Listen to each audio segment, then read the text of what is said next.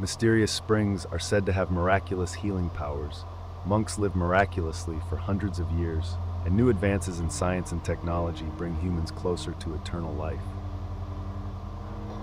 How to cheat death and survive forever has been the goal of many monarchs since ancient times.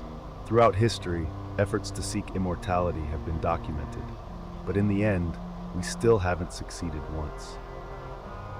However, there are a few special cases that we may have overlooked in the passage of time.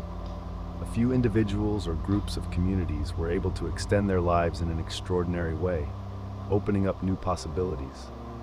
Clue for humans searching for immortal life.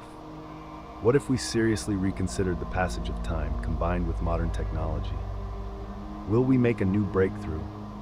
Is it possible that one day people will truly achieve a never-ending life? That's what we're going to try to find out in today's video, the secret of immortality. In 1513, after great geographical discoveries, the Spaniards began to make more trips to the Americas. For example, here, among the mass of people flocking to America, there was an expedition led by this man, Post-Delium. He was different from the explorers who had come here, because what he was looking for was not only a new territory, but also a mysterious water source that was said to have the ability to bring magical energy of life, the fountain of youth. Post-Delium has been fascinated with many stories related to miraculous water sources from peoples living around the Caribbean and the Bahamas. Stories about rejuvenation. Thanks to the mystical water source, it will literally bring you back to your youth. Maybe it's an unbelievable miracle that's been passed down through word of mouth for generations. It is clear that eternal youthful energy is attractive to anyone who is seriously determined to seek it. If there really was a fountain of youth hidden here in Florida, Poseidon never found it because he died in 1521. Yet over the following centuries, belief in the fountain of youth still cannot be shaken. People are always searching for it endlessly, day after day. We can find evidence of that belief in many different cultures.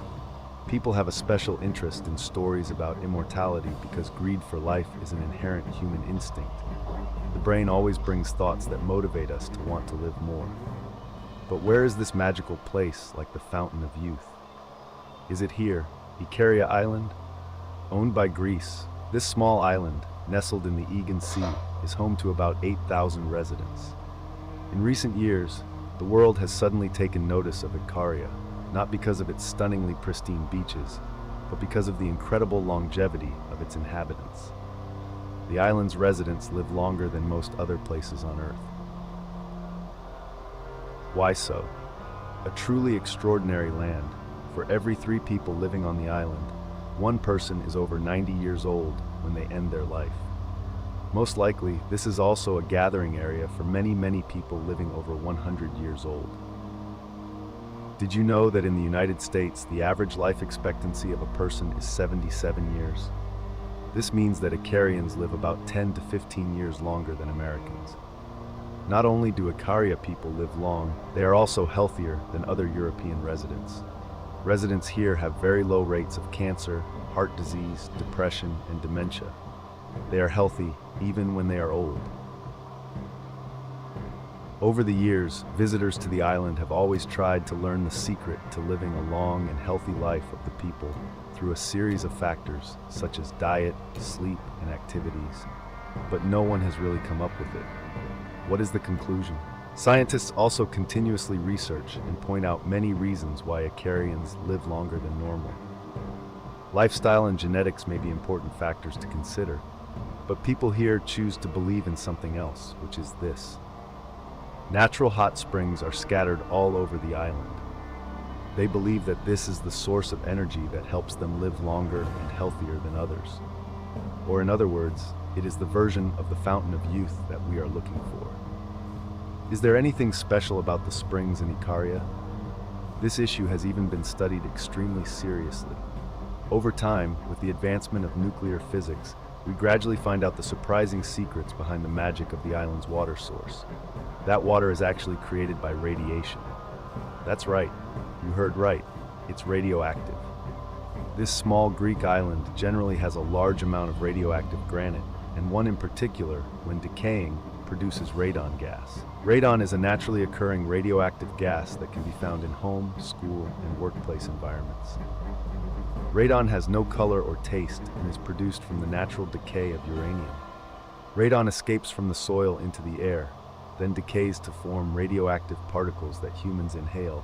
They deposit on cells lining the respiratory tract, damaging DNA and causing lung cancer. Stop here for a moment. It seems like something is wrong, right? Obviously, if what we just said is true, then Icaria's water source must have an extremely negative impact on the life expectancy of people on the island. Why does everything go so completely against logic? That's not wrong, but the negative effects are only with large amounts of radon. In small, controlled amounts, this is a miracle natural healer. It acts like a vaccine, carrying pathogens to the body to stimulate the immune system to work, creating a great protective shield for yourself. Some people think that the perfect amount of natural radiation is the reason why Icaria's magical waters act as a healing machine, caring for the health of the indigenous inhabitants. If the number of Icarians living over 90 years old is proof of the previous assumption, then we have no doubt that more than 1/3 of the island's population lives to be around 90 years old. Perhaps the fountain of youth is an exaggeration of Icaria's hot springs, but the lure of prolonging life is still there and infinitely appealing. Some people believe that the key to immortality will not be found by immersing ourselves in magical waters like the fountain of youth, but that it will be found by actively connecting with the supreme beings who bring stronger power. And if you need a place to clearly feel the sacred connection between humans and gods, then follow me.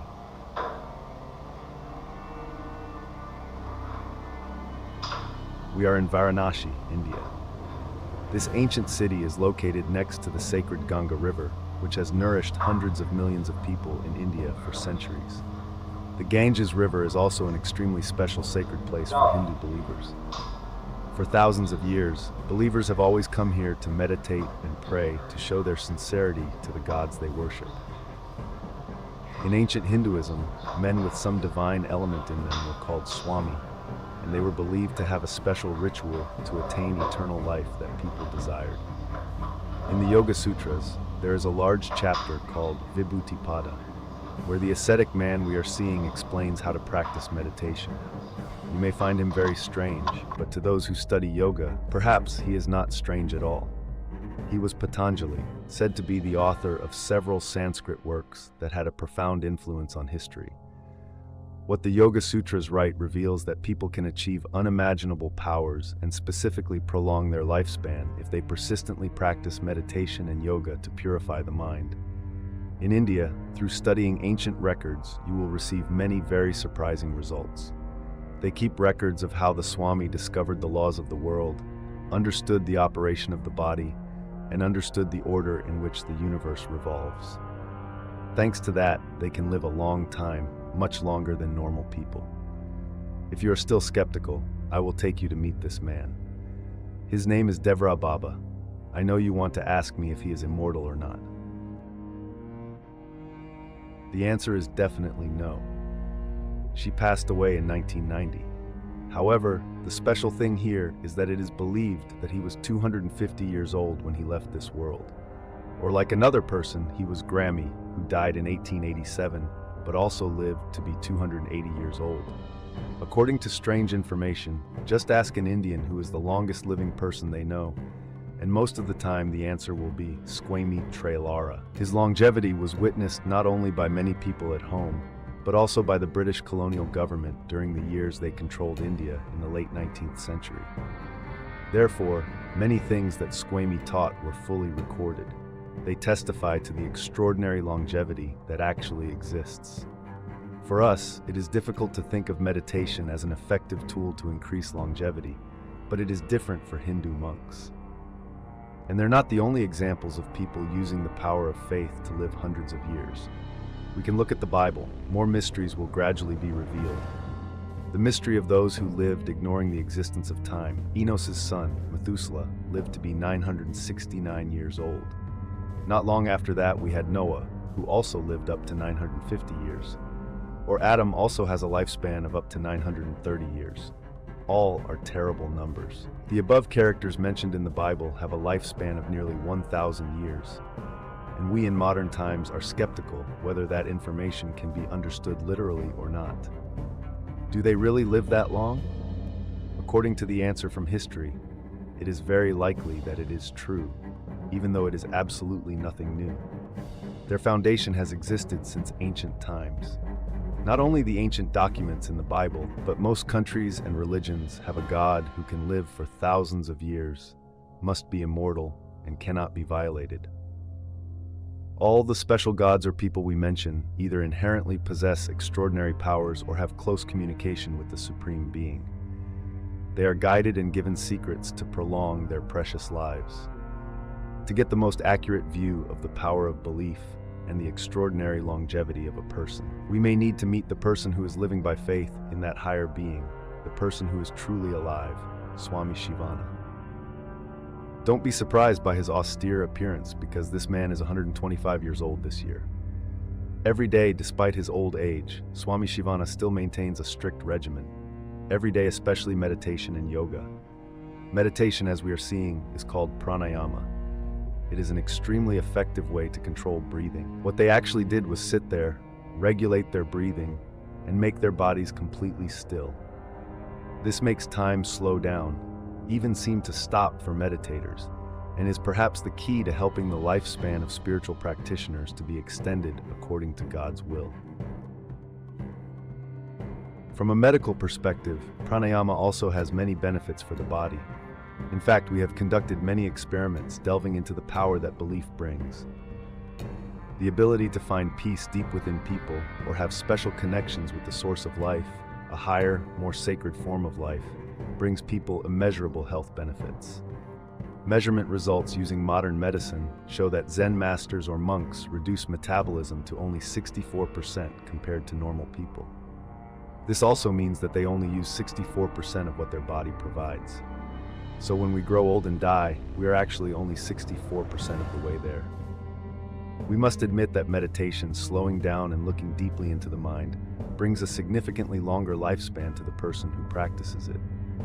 That means I, you, or anyone can achieve such amazing longevity as long as there is enough determination and faith. However, living longer is not immortality. When you live for a long time in a body that still ages and weakens, it's not really called living, it's simply existing. Therefore, many people believe that the way for humans to achieve true immortality is for us to still die and then be reborn in a new body. Personally, I think that is also a very reasonable point of view. After learning about the incredibly famous, miraculous reincarnation of this girl, Dorothy Eady, I understand better. When she was a 3-year-old girl, Dorothy experienced a terrible accident. A fall from the stairs in her house caused serious damage to her head. Luckily, it wasn't life-threatening, but this fall changed Dorothy's life once and for all.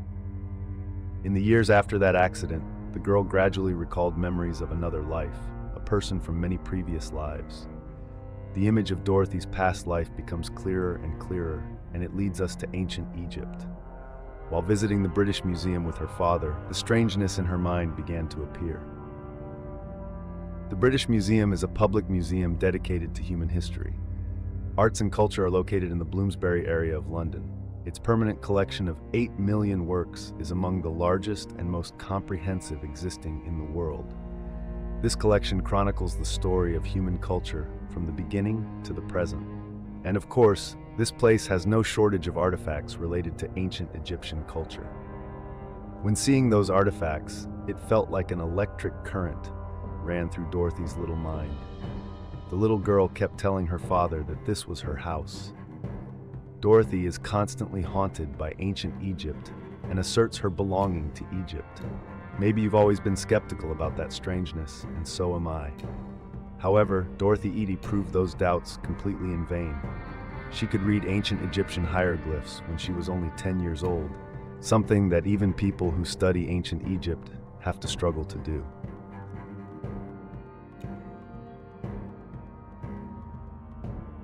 Later, as she received more and more memories from her past life, Dorothy claimed to have been reincarnated as a priestess of ancient Egypt, and even the lover of Pharaoh Seti Thurs, who built the Temple of Abydos. What Dorothy claims about her past life sounds far-fetched and not very reliable. But the truth is that many cultures, including Vietnam, believe that the soul is immortal and that we will always be reincarnated, over and over again, through human lives. Humans do not have just one life. For Tibetan Buddhists, the Dalai Lama is the reincarnation of Buddhas and Avalokiteshvara Bodhisattva. The line of Dalai Lama reincarnations originates from the first one, Gendun Drub, who vowed that after death, he would be reincarnated to complete what was left unfinished before passing away.